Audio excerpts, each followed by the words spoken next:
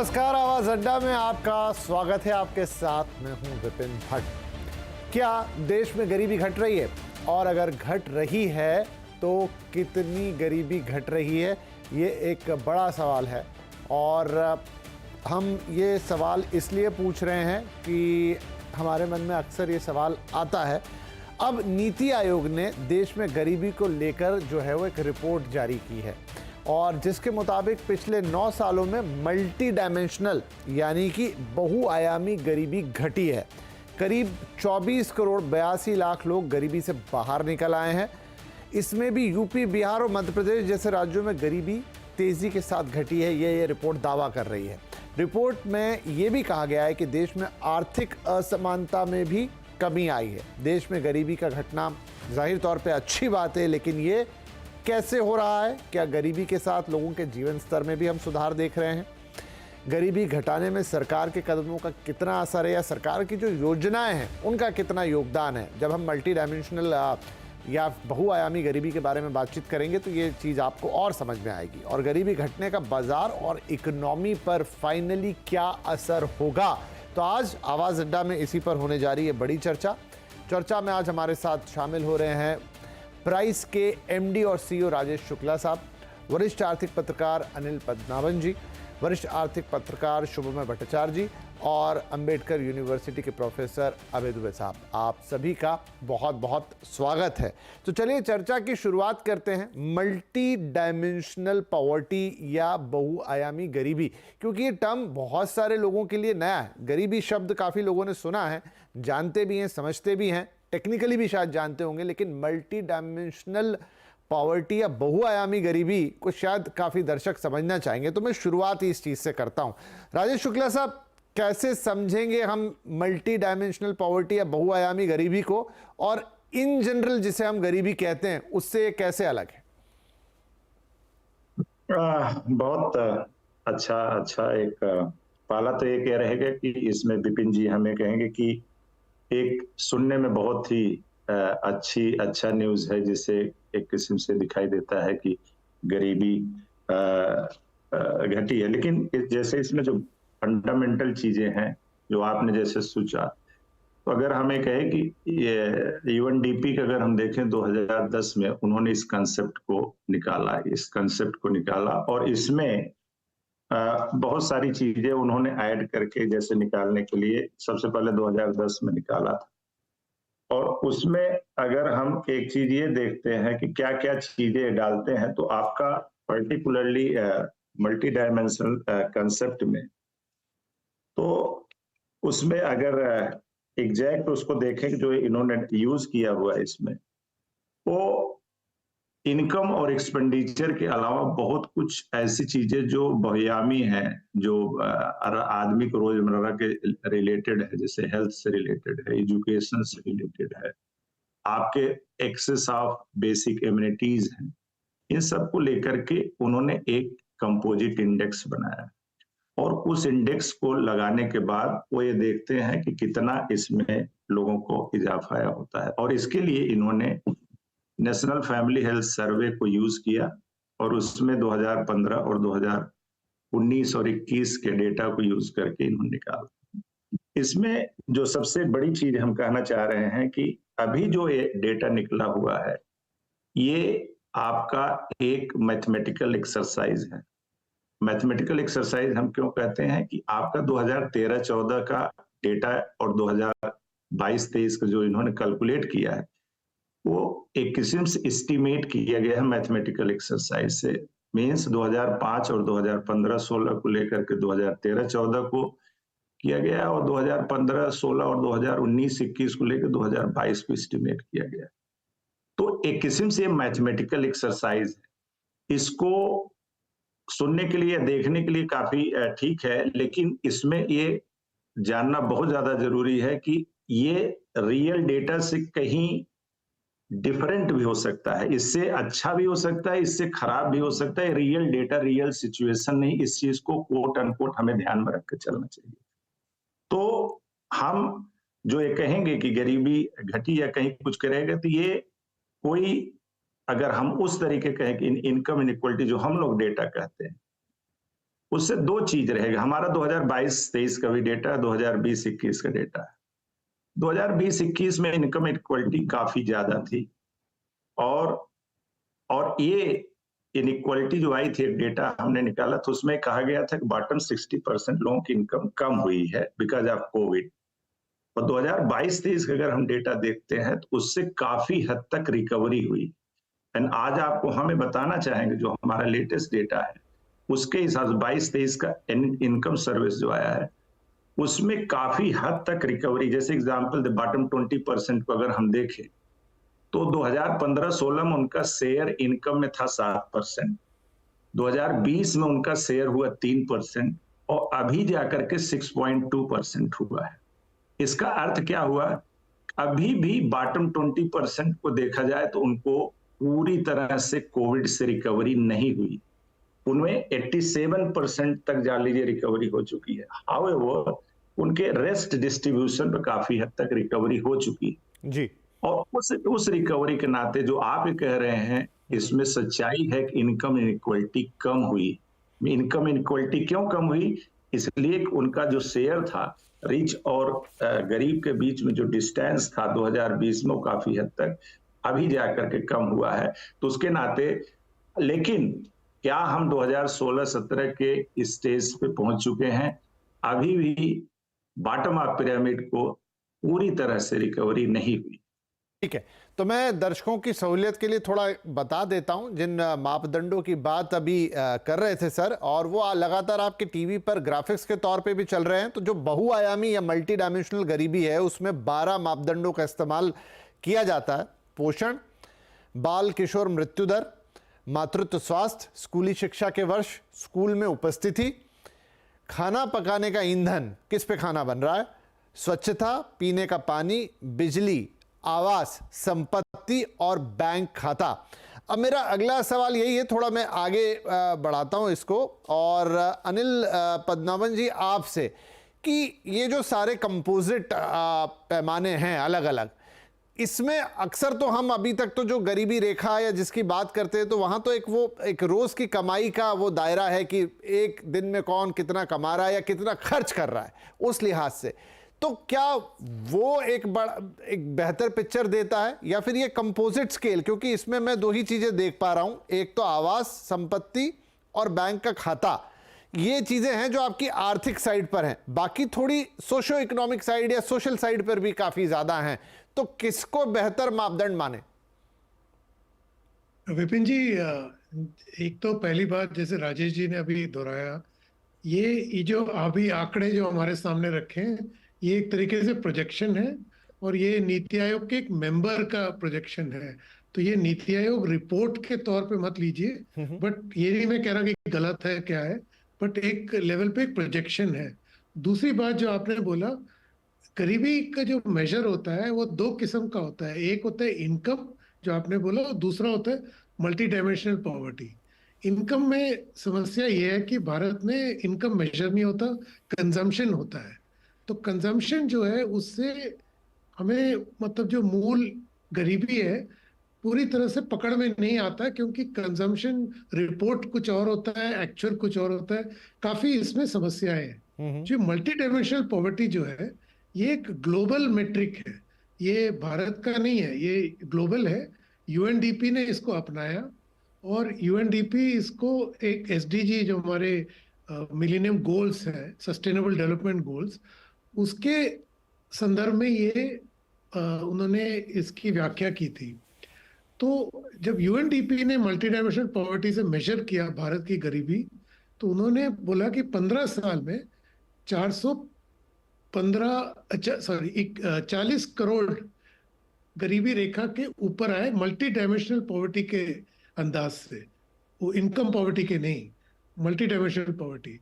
अब उसको बाद में नीति आयोग के रिपोर्ट ने एनएफएचएस का डेटा यूज करके बोला कि ये वही नंबर उनके भी तकरीबन 443 करोड़ उन्होंने बोला गरीबी रेखा में इंप्रूवमेंट हुआ है।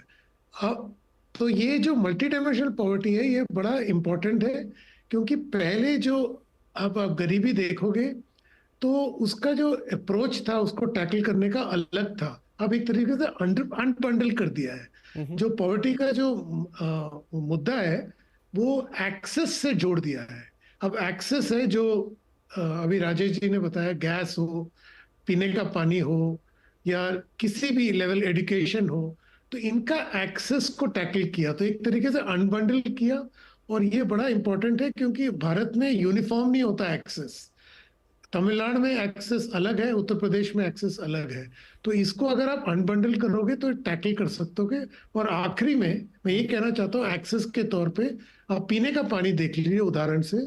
2019 में जल नल से जल यूपी में, रूरल यूपी में आप मीनिंग मान नहीं पाओगे कि 2% से कम घरों में पीने का पानी नल से आता था 2019 में, प्रोग्राम के लॉन्च के पहले।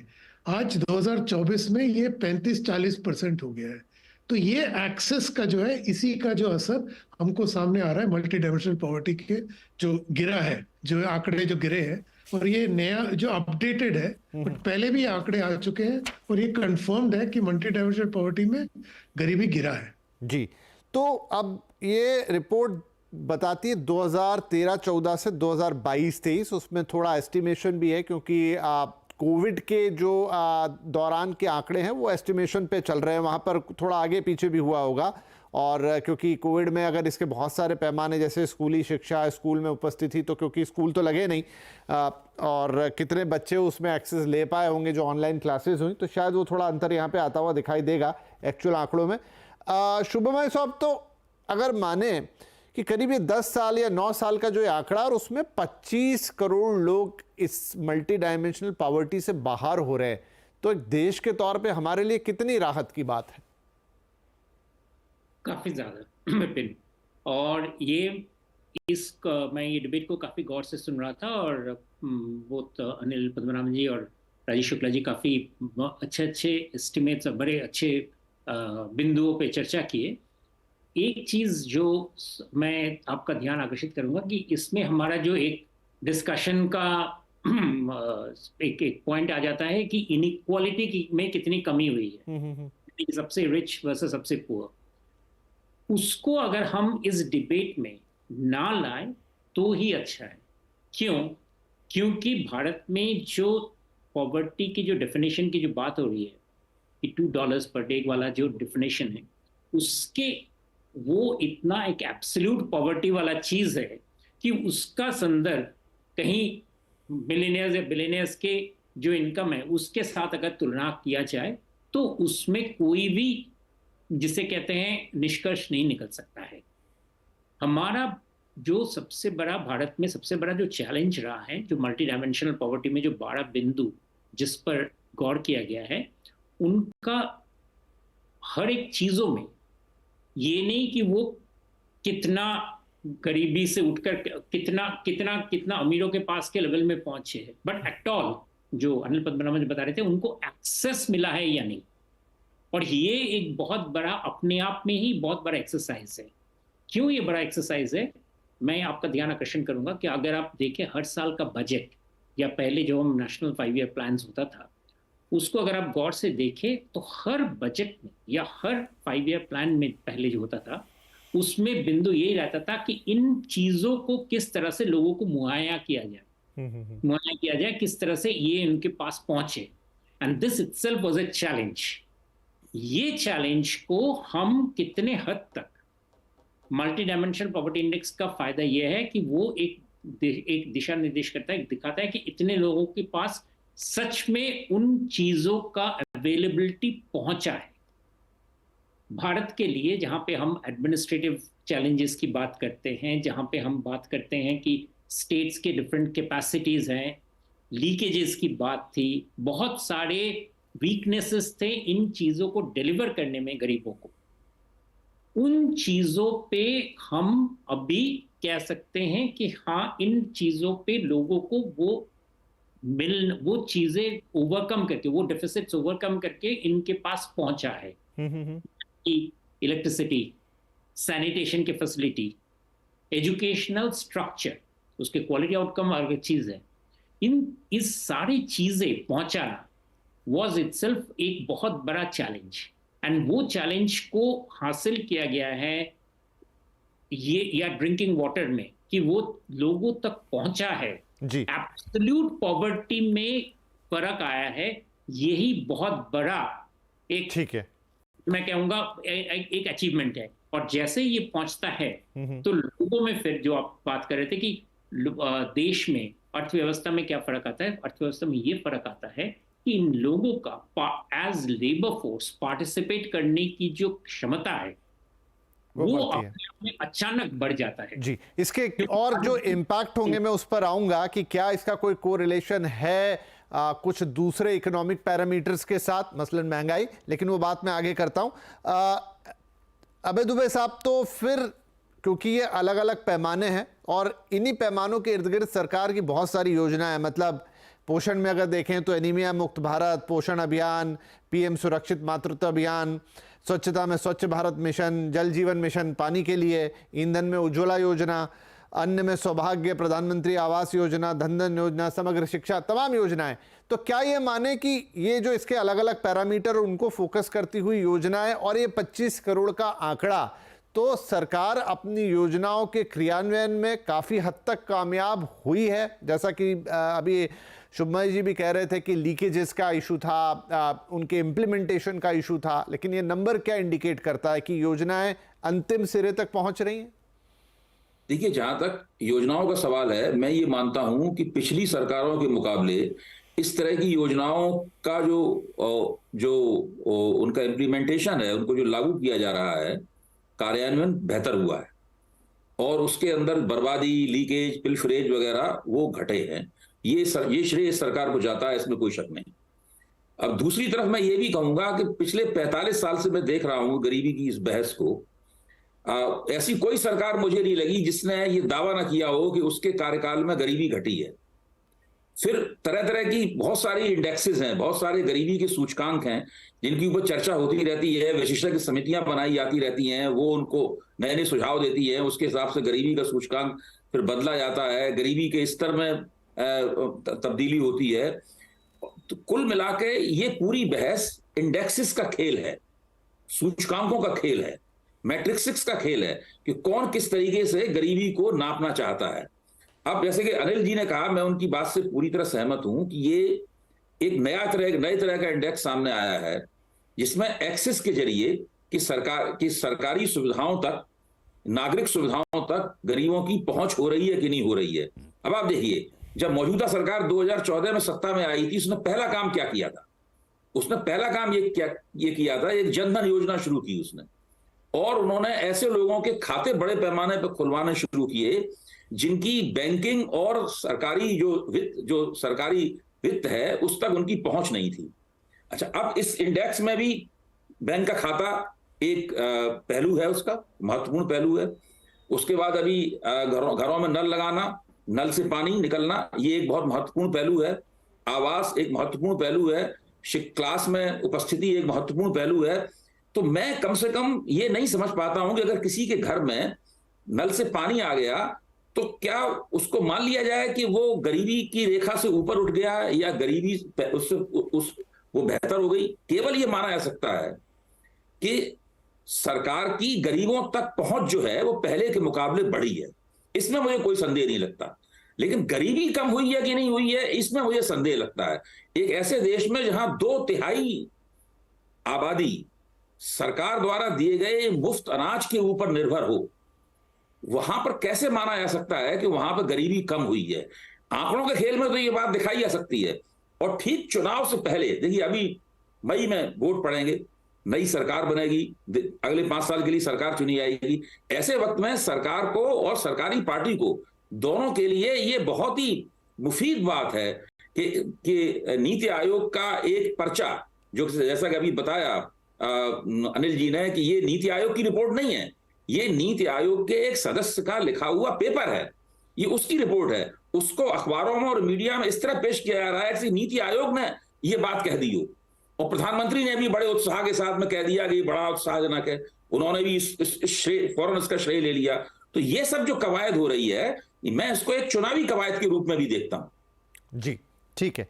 तो अब क्या ये रिपोर्ट कह रही है कि गरीबी का घटना, तो वो सिर्फ एक्सेस है, एक्चुअल गरीबी नहीं घट रही है। मैं एक छोटा सा संदर्भ यहाँ पे देना चाहता हूँ, जो मैं कहीं पढ़ रहा था अभी रिपोर्ट्स में, कि ये दिसंबर की बात है इसी साल की, मतलब पिछले साल 2023 की। संसद में सवाल पूछा गया था और वहाँ पर राव इंद्रजीत साहब ने जवाब दिया था उसका, और तब जवाब जिस आधार पर दिया गया था वो था 2011-12 का सर्वे, जिसमें 27 करोड़ लोगों को गरीबी रेखा के नीचे माना गया था 2011-12 में। और उस लिहाज से अगर हम 23 की बात करें, 22-23 की बात, तो वो 21.9 करोड़ उन्होंने कहा था कि लोग गरीबी रेखा के नीचे हैं। और वहाँ कौन सा पैमाना इस्तेमाल हो रहा था? वो जो कंजम्पशन वाला अभी शायद आप जो बात कर रहे थे कि गाँव में रोज़ाना 26 रुपये से कम या शहर में 32 रुपये का जो खर्च करने की पात्रता नहीं रखता है उसको हम गरीब मानेंगे या क्या? इस पर भी हम बात करेंगे कि ये वाला पैमाने का मतलब क्या है।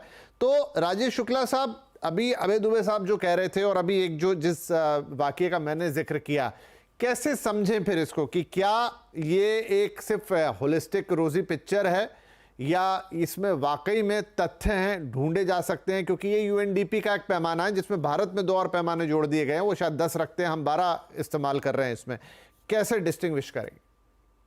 इसमें विभिन्न बहुत आराम से इसको डिस्टिंग्विश कर सकते हैं कि एक ये रहता है कि देखिए इनकम और जैसे पहले अनिल ने कहा, या जैसे अभी पहला सबको पता है कि अगर हम रंगराजन कमेटी देख लें या तेंदुलकर कमेटी देख लें, ये सब कंजम्पशन एक्सपेंडिचर के बेसिस पे 2011 का जब तक डेटा था उसके बेसिस पे एस्टिमेट करते थे below poverty line, it was consumption based.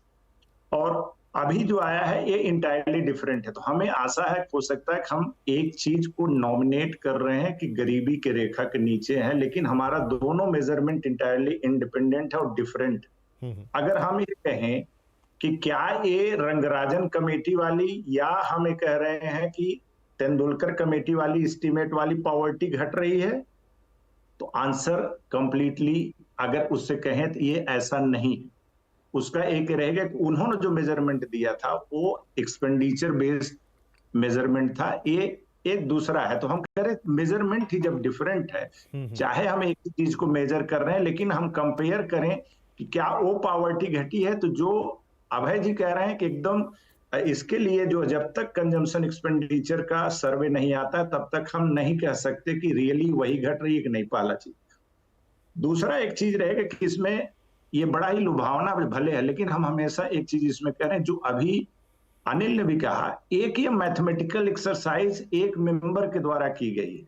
और आपको ये बताएं कि अगर ये जो एस्टीमेट निकाला गया है आज जो दिखाया गया है नीति आयोग के थ्रू, जिस समय पुराना एस्टीमेट आया, ये मुश्किल से आप बताएं 10 मिनट की एक्सरसाइज है।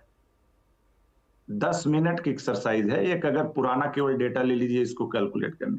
क्या किया है उन्होंने, आपको कोई 2005 और 2015-20 के बीच का एक 2013 का ग्रोथ रेट निकाल करके एक नंबर निकाल लिया, इधर 2015, 2019, 2023। हम जो कहना चाह रहे हैं 2023 का जो नंबर है एकदम ये मॉडल्ड एक्सरसाइज है। नोबडी नोज कि रियलिटी क्या है। इसको आप ऐसे देख सकते हैं कि अगर हम अभी चाहें, आपको बताएं, आप कल आप दीजिए, मैं आपको 2030 का इसी बेसिस पे बता देता हूं क्या होने वाला है। इसलिए कि आपको जब ग्रोथ रेट निकाल के लगाना है, लेकिन क्या आप सोच रहे हैं कि बिहार क्या देख रहे हैं, यूपी क्या करें कि जो 2019 का सिचुएशन जो एक्चुअल डेटा से आ रहा था, क्या आज वही सिचुएशन है? क्या उसी तरह की हो सकता है कहीं पे ज्यादा घट गया हो, कहीं कम घटा हो। हम एक चीज ये कहना चाह रहे हैं, ये देखने में है लेकिन हम पीछे से कंपेयर न करें इसको, केवल एक देख लें कि एक नंबर आया हुआ है। और उसके बाद हमें आशा है कि जो अभय जी कह रहे हैं, बिकॉज जैसे कि एक रहता है कि पॉलिटिकल कहीं हम लोग केवल एक एक्सरसाइज हुई है, उसमें कितनी ऑथेंटिसिटी, कितना हमें विश्वास करना चाहिए आपका, और इसमें कोई भी कैलकुलेट कर सकता है, इसमें कोई रॉकेट साइंस नहीं है। आपको ये बताएं, कोई रॉकेट साइंस नहीं है। तो उसके नाते मैं इतना ही कहूंगा कि कंपेयर न करें। और दूसरा, latest take a number, I believe कि growth story is happening in the big way, इस इंक्लूजन हो रहा है। हो सकता है इससे ज्यादा कम हुआ हो सकता है किसी स्टेट में कम हुआ हो, लेकिन ये नंबर केवल एक नंबर है जो एक मैथमेटिकल एक्सरसाइज, उससे ज्यादा कुछ ठीक है।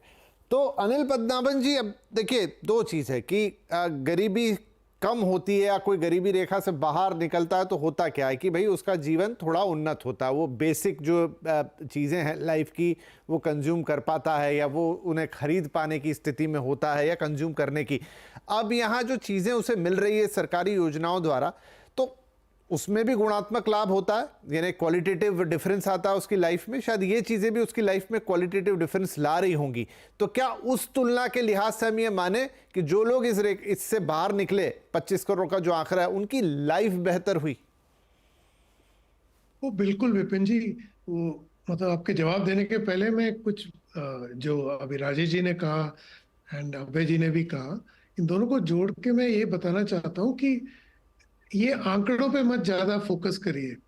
जो सब कहना चाहते हैं कि गरीबी गिरी है, अब कितनी गिरी है ये राजनीतिक बहस है। जैसे अभय जी ने कहा, हर सरकार बोलेगा कि हमारे पीरियड में गिरा है, बट इसका कोई डाउट नहीं है कि गरीबी गिरी है। कि 2000 में 50% के आसपास था, आज 20% के आसपास आ गए, ये तो इसको कोई डाउट ही नहीं है। अब आगे जो आपने बोला, फर्क बिल्कुल पड़ा है। आप एक और मेट्रिक देख लीजिए, एक तो गरीबी का जो आंकड़ा इन्होंने रखा है आज कल हमारे सामने, दूसरा है पर कैपिटा इनकम। 4 साल पहले पर कैपिटा इनकम $1,500 होता था, आज $2,500 हो गया है। अब ये एक डिवीजन है, अगेन जैसे राजेश जी कह रहे हैं, एक नंबर है, बट इसके बीच में आप और वैल्यूज देखिए, बैंकिंग का देखिए। मतलब आप सोचिए 2010 में 50 करोड़ लोगों के पास बैंक अकाउंट नहीं थे, आज है। और आप पीने का पानी का मैंने आपको उदाहरण दिया, फिर आप कुकिंग गैस देख लीजिए जी, 10 करोड़ लोगों को, फैमिलीज को, मतलब अभी 10 करोड़ लोगों को जो मिला है कुकिंग गैस कनेक्शन मिला है। तो अब ये मैं मानने को तैयार ही नहीं हूं कि आपने ये सब फैसिलिटी दी और इनकी जिंदगी में उपलब्धि नहीं हुई। उपलब्धि बिल्कुल हुई है, लेकिन डिजायरेबल लेवल पे नहीं।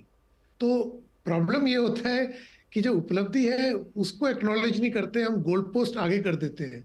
तो अगर हम इतिहास देखें 75 साल का, आप सोचिए, मतलब 50 करोड़ लोगों के पास बैंक अकाउंट नहीं है। आप लिटरेसी लेवल देख लीजिए, तो 75 सालों में हमने किया। तो अब आप जब ये उपलब्धि दे रहे हो, ये बदलाव जरूर आएगा। आप यूपीआई का उदाहरण देख लीजिए, मतलब आज तो अभी 12 बिलियन का आया था दिसंबर का डेटा मेरे ख्याल से। तो इसके 70% जो है 200 और 500 रुपए के बीच में है। अब ये कौन कर रहा है? आप किसी भी नुक्कड़ पे चले जाइए, आपको गन्ने का रस पीना है तो आप यूपीआई स्कैन करते हैं और पे कर देते हो। तो ये उपलब्धि तो जरूर है, हर तरीके से हुआ है, बट जैसे मैंने कहा, हर लेवल पे एक होता है, जो पहले का नहीं था वो डेफिसिट ओवरकम हुआ है, बट अब एक आगे और अलग किस्म की लड़ाई है। आपने मजबूती दे दी बेसिक, अब नेक्स्ट लेवल की लड़ाई। ठीक है।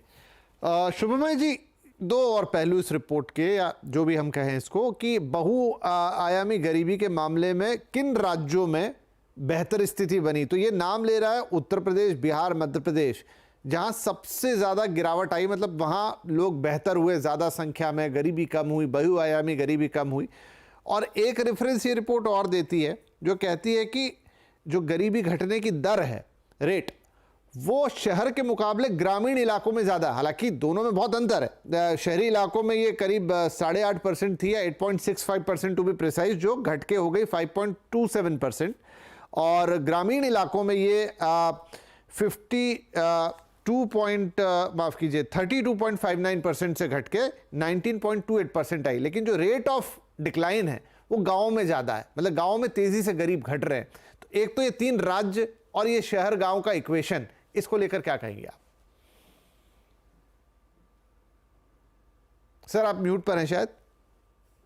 विपिन जी, इसमें कोई सरप्राइज नहीं है कि उत्तर प्रदेश, बिहार जैसे राज्यों में गरीबी में ज्यादा डिक्लाइन हुआ है।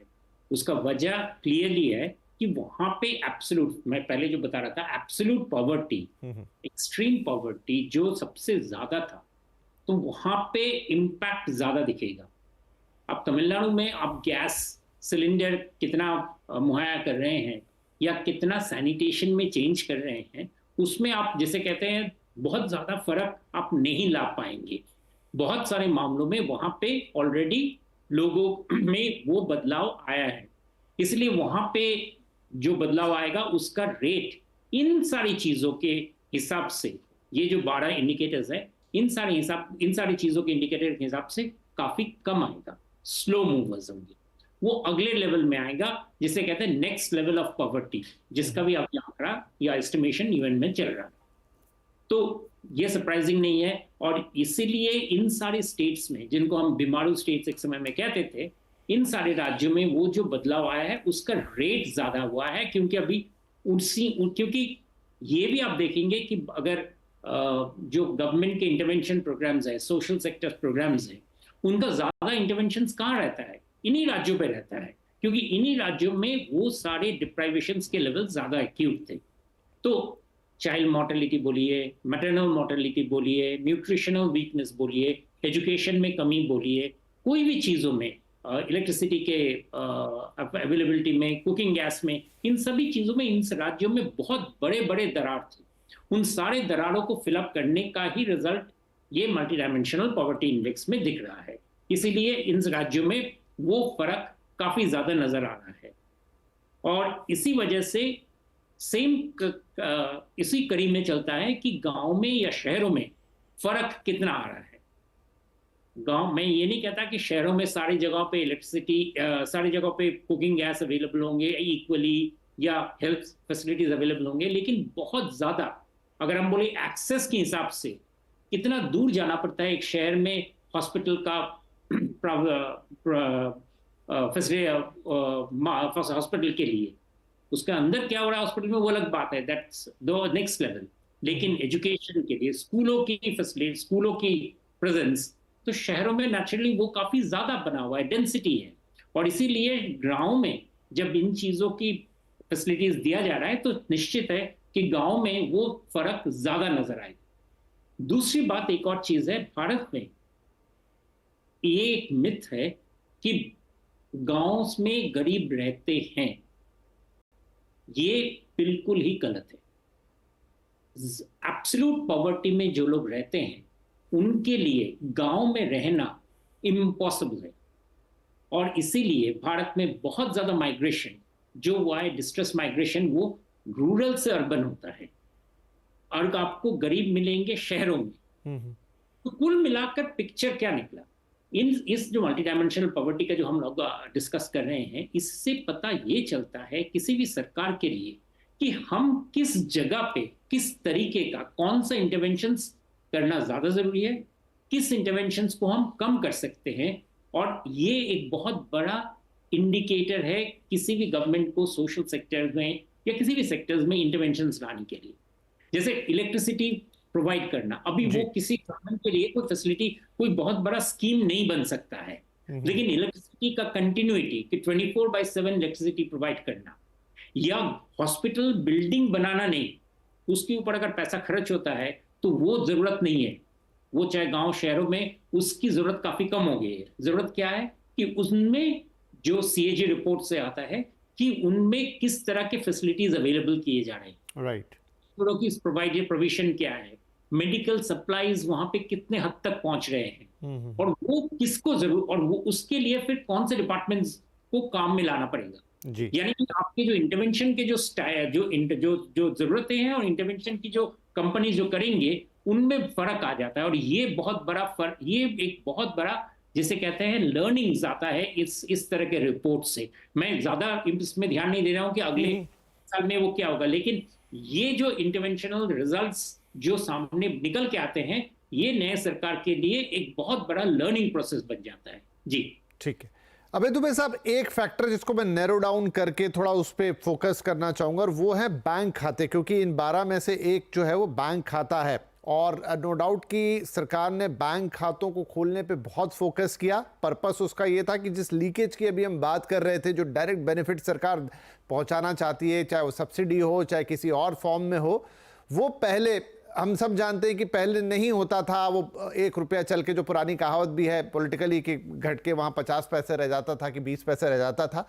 तो क्या वो चीज़ उस चीज को, सिस्टम को सुधारने का भी बहुत असर है? मतलब हम मल्टी डायमेंशनल पॉवर्टी पे तो बात कर ही रहे हैं, लेकिन वो एक बहुत बड़ा एक पॉइंट था जो काफी हद तक सुधरा डिजिटाइजेशन से या डायरेक्ट बेनिफिट ट्रांसफर से या खाते खोले जाने से। नहीं, मैं बिल्कुल सहमत हूं आपकी इस बात से।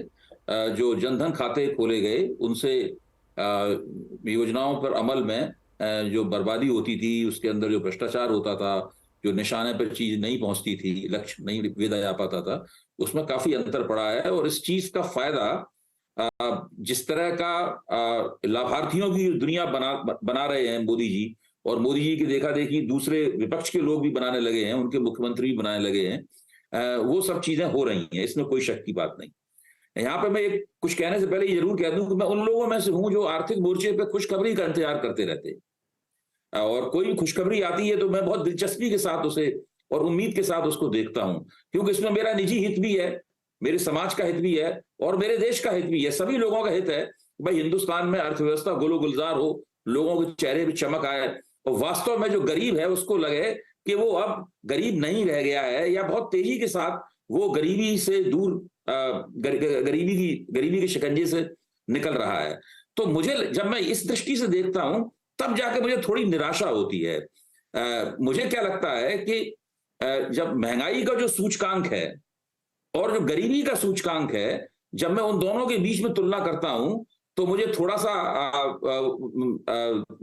बहुत अजीब लगती है बात। जैसे कि महंगाई के बारे में कहा था भाई महंगाई कम हो गई, जबकि महंगाई कभी कम नहीं होती। महंगाई बढ़ने की रफ्तार कम होती है, रेट ऑफ इन्फ्लेशन कम होता है, महंगाई तो ना कम होती है। चीजें सस्ती नहीं होती हैं कभी भी, चीजों के महंगे होने की रफ्तार कम हो जाती है।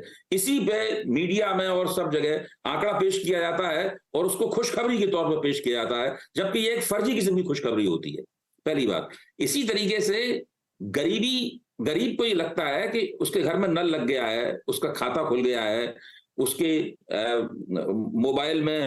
मोबाइल से वो यूपीआई करने लगा है, और मोबाइल में चमक के आता है कि आपको किसान सम्मान निधि में आपको 2000 रुपए आ गए, आपको 1200 रुपए आ गए। इस प्रकार की घटनाएं उसके साथ होने लगी हैं।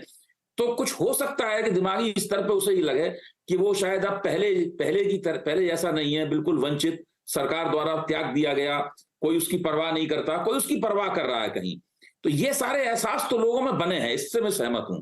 लेकिन वास्तव में कहीं गरीबी कम हो रही है, मुझे इसके ऊपर संदेह है। उसके कोई ठोस प्रमाण एक गरीब भारतवासी के चेहरे पर नहीं दिखाई पड़ते। उसके जीवन में उसका कोई असर पड़ता हो, ये मुझे नहीं दिखाई पड़ता। अब जैसे कि अभी बताया गया कि $1,500 थी आमदनी, अब बढ़ के $2,500 हो गई। ठीक है, $1,000 बढ़ गई, लेकिन आप दुनिया में पर कैपिटा आमदनी की सूची निकालिए तो भारत का स्थान 110वां है शायद, अगर मुझे सही आंकड़ा पता है, 110वां नंबर पे भारत है। तो आप सोचिए, लगातार राजनीतिक मन से इस तरह की बातें की कही आती रहती हैं कि हमारा देश जो है 5वीं सबसे बड़ी अर्थव्यवस्था हो गया, और आगे आने वाले समय में वो 3री सबसे बड़ी अर्थव्यवस्था हो जाएगा। और हमारी पर कैपिटा प्रति व्यक्ति आमदनी की स्थिति हमारी क्या है? अभी भी मुफ्त अनाज कितने 80 करोड़ लोगों को इस देश में दिया जा रहा है, और छोटे छोटी रकमें 500 रुपए। जब आप लोगों की आमदनी नहीं बढ़ा पाएंगे और फिर उसके खाते में आप 1,000 रुपया भेजेंगे, तो उसे 1,000 रुपए में ही खुशी होगी, क्योंकि उसको तो कहीं से कुछ मिल ही नहीं रहा है।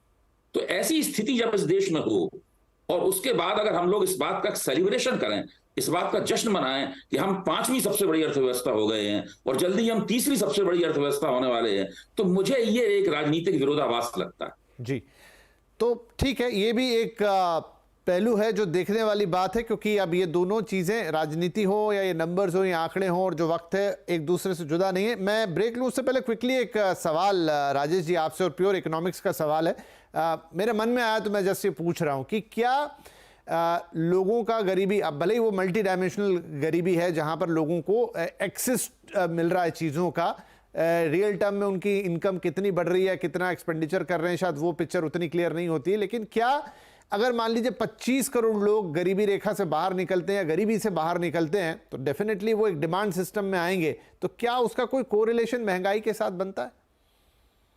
देखिए, इसमें महंगाई के साथ है, जब भी कभी ग्रोथ बढ़ता है, जैसे एक हम कहते हैं एक लिमिट से ज्यादा ग्रोथ, अभी जैसे India is growing much faster than expected actually. तो आपका जब भी ग्रोथ होगा, आपका दोनों चीजें हैं कि आपका रहता है कि ग्रोथ होने का अर्थ क्या होता है, कि ग्रोथ होने का अर्थ इंक्लूसिव कितना है एक मुद्दा है, लेकिन आपके एक रहेगा इनकम बढ़ती है लोग। आज आपको हम कहाँ बता रहे हैं, इनकम बढ़ने से लोगों की डिमांड बढ़ती है, डिमांड बढ़ने से हमेशा ग्रोथ जो है उससे इन्फ्लेशन बढ़ता है। अब इन्फ्लेशन मैनेजेबल है ये देखना बहुत ज्यादा जरूरी है। इन्फ्लेशन हमेशा बढ़ता है, जब लोगों का आय बढ़ेगी लोग ज्यादा डिमांड करेंगे, चीजें जैसे जैसे बढ़ती है तो उस हिसाब से। लेकिन एक इसमें इंटरेस्टिंग एक स्टैटिस्टिक्स दे जो हम लोग है, जो लोग कहते हैं कि इनकम का आपका, अगर हम आपको ये बता रहे हैं कि अगर जो गवर्नमेंट के वेलफेयर स्कीम्स हैं, चाहे जैसे इन सबको फायदा आपको बताए बॉटम अप पिरामिड को एक क्रॉस द बोर्ड मिला है, इसमें कोई दो राय नहीं।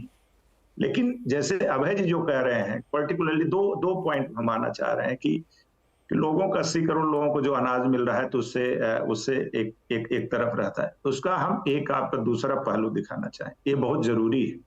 इसका अर्थ नहीं होता है कि लोग गरीबी है और गरीबी को हम निकालने के लिए दे रहे।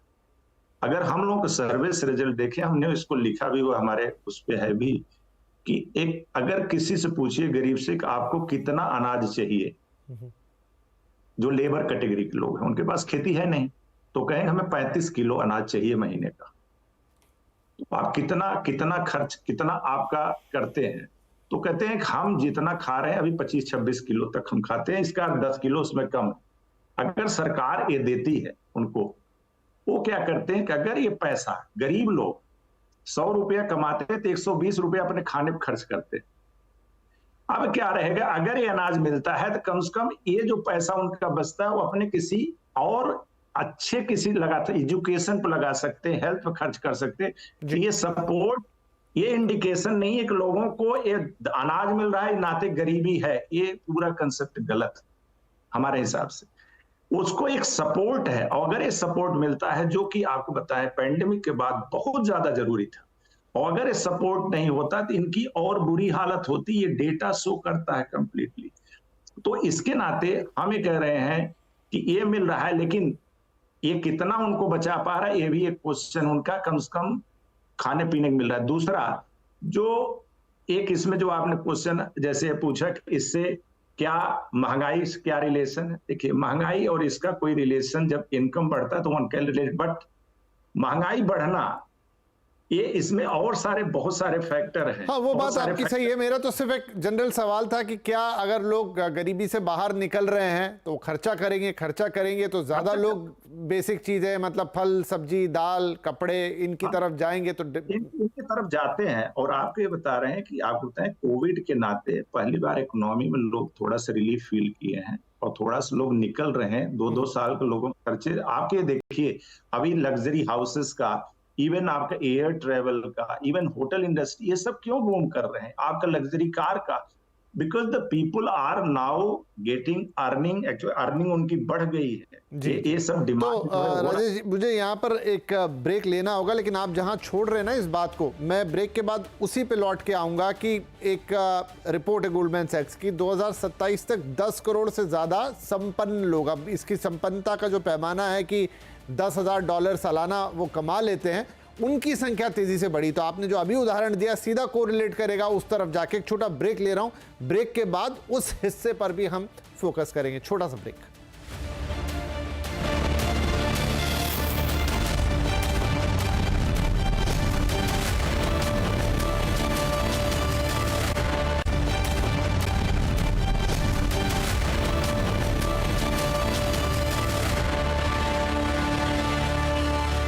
तो आवाज अड्डा में आज हम बात कर रहे हैं कि क्या देश में गरीबी घट रही है। जो रिपोर्ट है नीति आयोग के सदस्य की, जैसा हम जान रहे हैं, वहाँ पर जो गरीबी का एक जो अलग डायमेंशन, मल्टी डायमेंशनल गरीबी जिसकी हम बात कर रहे हैं, या बहुआयामी गरीबी, उसमें बताया गया है कि 25 करोड़ लोग पिछले 9 साल में उससे बाहर निकले हैं। तो हमने समझा कि मल्टी डायमेंशनल गरीबी क्या है और किस तरीके से उसमें जनसंख्या में बाहर आए, क्या कैलकुलेशन, तमाम चीज़ें। अब एक एस्पेक्ट है, वो दूसरा एस्पेक्ट है, ये बिल्कुल सिरे का दूसरा हिस्सा या दूसरा सिरा है पूरे स्पेक्ट्रम का, और वो ये है कि एक रिपोर्ट जिसका मैंने जिक्र किया ब्रेक के पहले कि 2027 तक भारत में 10 करोड़ से ज़्यादा लोग संपन्न होंगे। और संपन्नता की डेफिनेशन है कि साल में करीब 8.5 लाख रुपए के आसपास जो कमा रहा है वो $10,000, मोटा मोटा हिसाब। तो अब मैं सभी मेहमानों से इस पर जवाब चाहूंगा, और छोटे छोटे जवाब, 1-1.25 मिनट तक के, क्योंकि उतना ही समय बाकी है। तो अनिल जी, ये जो दूसरा सिरा है, अभी हमने बात किया, बिल्कुल एक जो सोसाइटी का निचला हिस्सा है गरीबी वाला, उसको बाहर, और एक जो ये वाला हिस्सा है, मैं बिल्कुल HNIs और अल्ट्रा रिच की बात नहीं कर रहा, लेकिन जो बड़ा मिडिल क्लास है और उसमें भी कई सारे तबके, ये कहानी या ये रिपोर्ट गोल्डमैन सैक्स की क्या दर्शाती है? विपिन जी, हमारे साथ राजेश जी बैठे हैं, इन्होंने तो पूरी रिसर्च किया इस पे। तो मध्यम वर्ग का जो ये क्लास है, आप HNI की बात छोड़िए, वो राजेश जी का प्रोजेक्शन है कि अभी 40 करोड़ है, और 2030 तक के 70 करोड़ तक जाए, सॉरी 700 मिलियन तक जाए, हाँ 70 करोड़। तो और ये प्रोजेक्शन है इवेंचुअली कि 1 बिलियन हो जाएगा 2047 में। तो इसी आंकड़े से आपको पता चलता है कि जो जो वृद्धि हुई है, जो एक तरीके से हमारा जो मुद्दा होता था पहले का, गरीबी से लड़ना, अब जो है मध्यम वर्ग को अगले लेवल पे कैसे उठाए। और एक और आंकड़ा आपको देता हूँ, इनकम टैक्स का देख लीजिए आप। अभी हाल में इनका इनकम टैक्स रिटर्न्स आए, और हर स्लैब में जिस तरीके से वृद्धि हुई है, जो बॉटम लेवल से ऊपर आया है, अब वो एक नैरो सेगमेंट है देश का, बट एक अंदाज देता है कि किस तरीके से देश बदल रहा है। अब ये हम बोलें कि गरीबी नहीं, गरीबी पे अटके रहे, इसी विवाद पे रहे, अब गरीबी तो विकसित देशों में भी है। अमेरिका में देखिए, जो होमलेस जो कहते हैं, वो गरीबी है, मतलब वहां भी 15-16% गरीब रहते हैं। वो विकसित देश का दुनिया का सबसे बड़ा विकसित देश है। तो ये मैं ये कहना चाहता हूँ कि बहस जो है ना, गरीबी से हट के अभी एक दूसरे लेवल पे आ गया है। और जो गोल्डमैन सैक्स है, राजेश जी का डेटा है, ये सब हमको बता रहा है कि अब जो डेवलपमेंट स्टेज आ गया है इंडिया का, पहले का नहीं है, अब एक डिफरेंट लेवल पे आ गया है। तो हमें जो बहस करना है उस पे कीजिए, ये पुरानी बातें पुरानी है, अब आगे निकलिए। जी जी, लुकिंग फॉरवर्ड वाली बात है। राजेश जी का डेटा है, तो अंतिम में मैं उनके पास जाऊंगा कंक्लूडिंग रिमार्क्स के लिए। शुभमय, आप इस पर क्या कहेंगे कि जो एक प्रॉस्पेरिटी कहूं या एबिलिटी टू स्पेंड कहूं, हम देख ही रहे हैं अभी देश में, मतलब कुछ भी, चाहे आप रियल एस्टेट सेक्टर देख लीजिए, चाहे कारों की बिक्री देख लीजिए, चाहे आप टूरिज्म देख लीजिए, इनबाउंड आउटबाउंड रिकॉर्ड्स बन रहे हैं एयरपोर्ट्स पर, तो ये सब क्या दर्शा रहा है? तो क्या एक्चुअल में उतनी संपन्नता आ रही है, और अगर नहीं तो उसके पीछे क्या कोई दूसरा इकोनॉमिक्स है? Sir mute.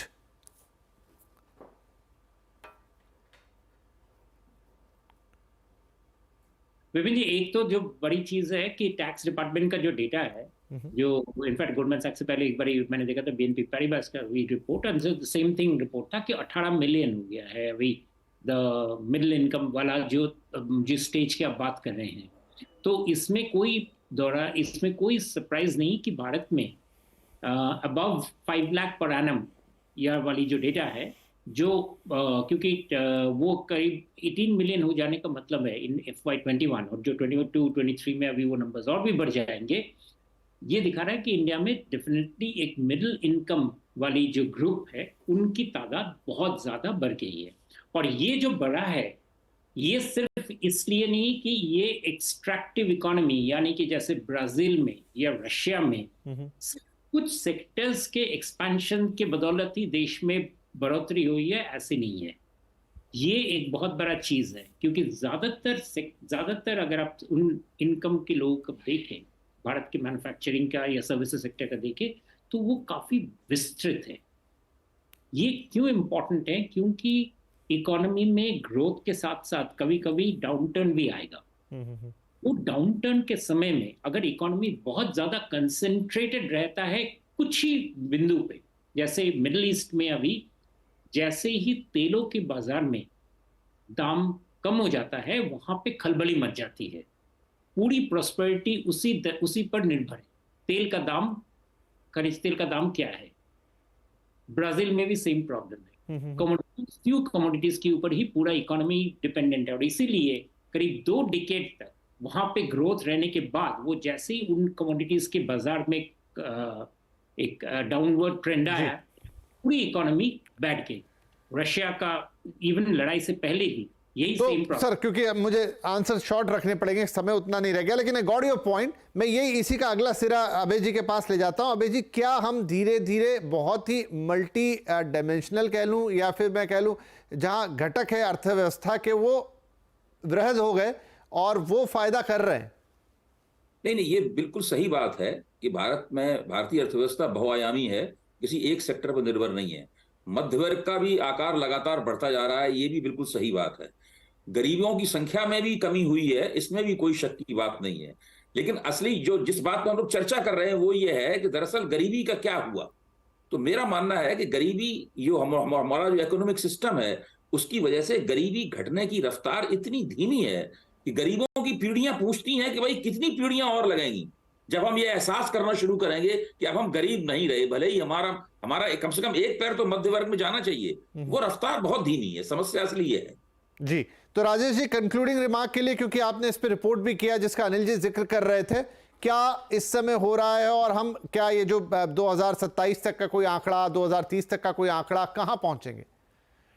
देखिए, इसमें बहुत and thanks to Anil, actually Anil ने इसे याद दिलाया। और एक रहे कि हमने ग्रेट इंडियन एक मिडिल क्लास की रिपोर्ट निकाली थी और दिसंबर में आई थी।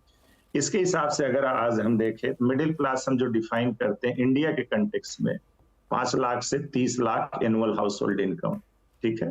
तो अगर आज की डेट में हमें कहें तो आपके लगभग जैसे 2020-21 में लगभग 450 मिलियन लोग, 43 करोड़ लोग थे, और 2031 में जाकर के 71 करोड़ लोग हो जाएंगे इंडिया में। और ये बड़ा ही कंजर्वेटिव वे से मेजर किया गया। दूसरा, इसमें हम एक और क्विकली कहना चाहेंगे विपिन जी, ये मॉडल एक्सरसाइज नहीं है, ये प्राइमरी डेटा रिसर्च से आया है और इसको मेजर करके बड़ा ही फ्यूचर को बड़ा ही एक किस्म से कंजर्वेटिव एजम्पशन के साथ किया गया। 6.6% जीडीपी ग्रोथ मान के किया गया है, अर्बनाइजेशन 40% मान के किया गया। तो इसके नाते बड़ा ही एक रीजनेबल। और दूसरा, अगर हम एक लाइन अगर बताएं तो 2000 आज जो अगर डेट में देखें लगभग 30-32% लोग मिडिल क्लास में हैं, ये आपके 2031 में जाकर के लगभग 47% हो गए। और जो अभय जी गरीबी कहते हैं, गरीबी के लिए अगर हम एक इनकम लेते हैं 1,25,000 जो हमने देखा हुआ है, जो उसको अगर हम कहें तो एक किस्म से वो 14% थे 2020 में, वो 5% बचेंगे 2030 तक। जिसको हम एक कहें सरकार के कुछ कंपेरेबल पिक्चर में देखें जिनकी इनकम 1,25,000 एनुअल से कम होगी हाउस होल्ड इनकम, वो केवल 5% बचेंगे। It will be just notional. और ये ग्रोथ जो अभी हो रही है हमारे एक्सपेक्टेशन से ज्यादा हो रही है, तो कुछ एस्पेक्ट ये भी हो सकता है जो अचीवमेंट 2031 का हमने फोरकास्ट किया हो सकता है और पहले हो जाए 2028। नहीं, आपने जो बिंदु बताया उस पर तो पूरा एक अलग कार्यक्रम बनता है कि उस ग्रोथ के प्रोस्पेक्ट को और जो नंबर्स है उनको कैसा देखा जाए। लेकिन चूंकि आज की ये पूरी जो बहस थी ये मल्टी डायमेंशनल पॉवर्टी या बहुआयामी गरीबी पर थी, एक रोजी पिक्चर जरूर बन के आ रही है। उसमें आप लोगों ने अपने अपने कमेंट्स दिए कि रिपोर्ट कैसे आई और उसको कैसे देखें, आंकड़ों का कितना खेल है आगे, क्योंकि सरकार या सरकारी चीज़ें या फिर चुनाव, इन तमाम चीज़ों से वो आपस में जुड़ती है। हर सरकार का दावा रहता ही है कि वो गरीबी से ज़्यादा लोगों को निकाल रही है। लेकिन हाँ, ये भी सबने माना कि परिवर्तन हो रहा है। गुंजाइश तो हमेशा बचेगी करने के लिए, क्योंकि इतना बड़ा देश, इतनी बड़ी आबादी, इतने सारे सेक्टर्स और इतनी डाइवर्सिफिकेशन, चाहे लोगों की इनकम में ही आप देख लीजिए, तो वो एक बड़ा प्रयास होगा। लेकिन कुछ चीज़ों का फल मिलता हुआ दिख रहा है। आगे कैसे और कितने लोगों तक पहुंचेगा, किस रफ्तार में सब कुछ चलेगा, ये फिर कुछ और चीज़ों पर निर्भर करेगा कि आगे चीज़ें कैसे जाती है। लेकिन आज की तारीख में एक तस्वीर मोटी ये दिख रही है। बहुत शुक्रिया आप सभी मेहमानों का इस कार्यक्रम में शामिल होने के लिए। और जैसा मैंने कहा कि जिस एक और डेटा की आज बात हो रही थी उस पर फिर किसी दिन विस्तार में चर्चा करेंगे। लेकिन फिलहाल के लिए इजाज़त लेंगे। नमस्कार।